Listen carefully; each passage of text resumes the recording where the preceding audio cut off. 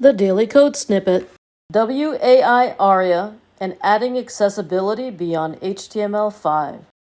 Before discussing how to make buttons accessible, we need to talk about WAI-ARIA.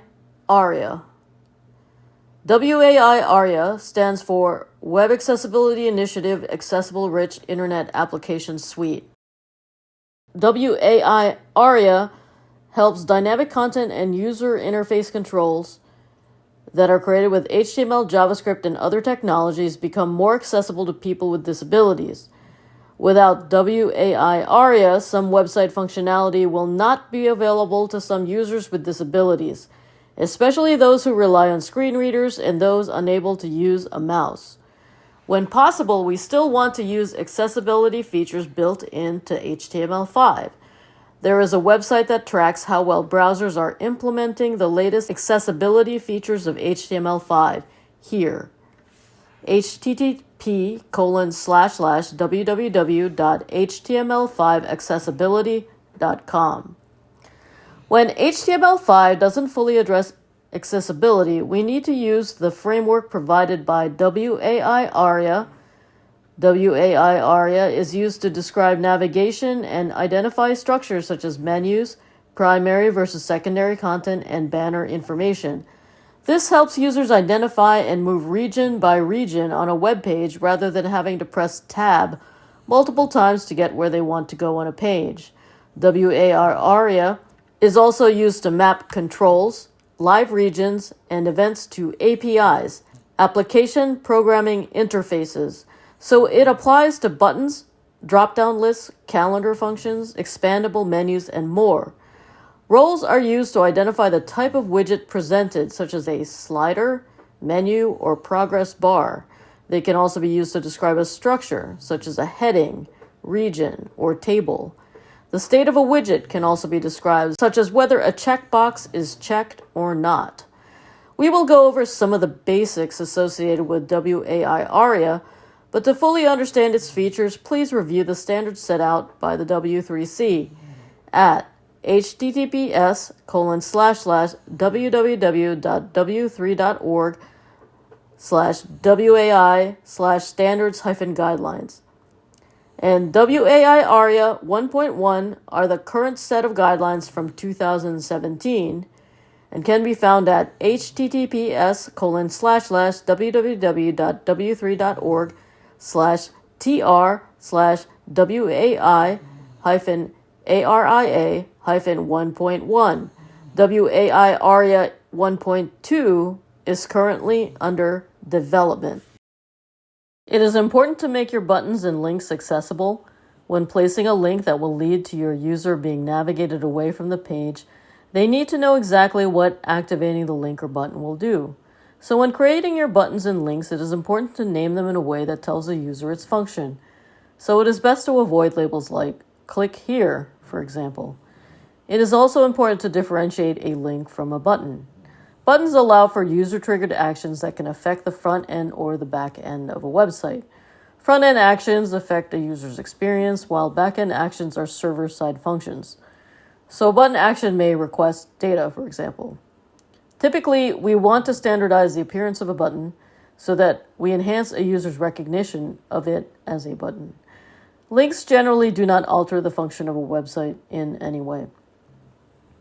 While there are several WAI-ARIA attributes, several of which follow the syntax aria-blank, we will look at aria-label and aria-labelledby.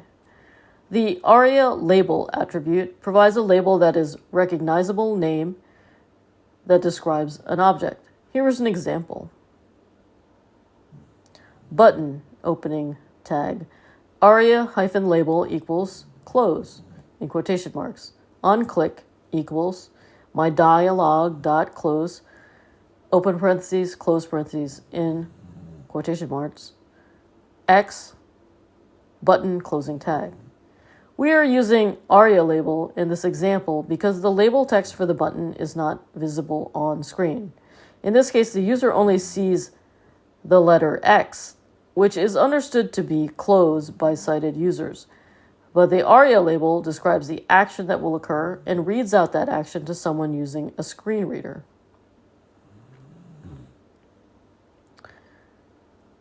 Button opening tag. aria-labelledby equals submit in quotation marks. Type equals submit in quotation marks. Form action equals URL in quotation marks. Submit button closing tag. In a case where the text is visible, then you would use the attribute aria-labelledby instead. ARIA landmarks are used to identify major sections and regions of a document, such as letting the user know what is the main content. Screen readers compile these landmarks and allow the user to jump to that region of the web page to help navigation. The ARIA landmark role attribute can be added to perform this function. Here are some commonly used values for the role attribute.